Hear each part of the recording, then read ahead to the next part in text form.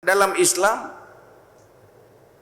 siapapun dia masuk di dalam sebuah kehidupan apapun, dia harus punya tahu agama di sana.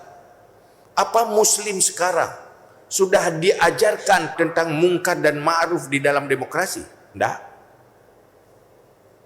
Tentang dosa-dosa demokrasi, etika-etika berdemokrasi, supaya jangan hancur akhirat Anda. Jangan sampai Anda berdemokrasi tetapi mendapat kursi di neraka. Enggak diajarkan.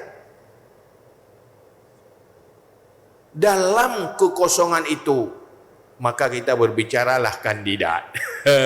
Ini kandidat ini Muslim, ini baik. Bicara sama siapa? Berbicara sama orang yang sedang berpikir. Ini tidak ada urusan surga neraka di sini.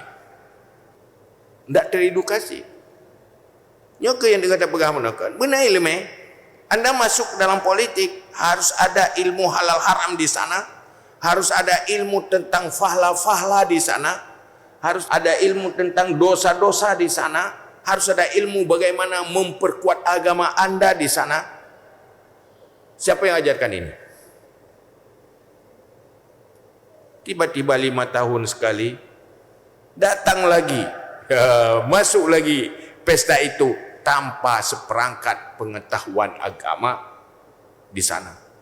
Akhirnya hanya ajang permusuhan, abdi permusuhan.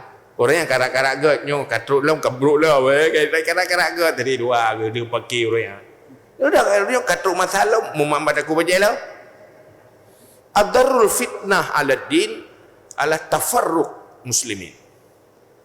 Fitnah terbesar untuk Islam, untuk agama adalah terpecah belahnya umat Islam.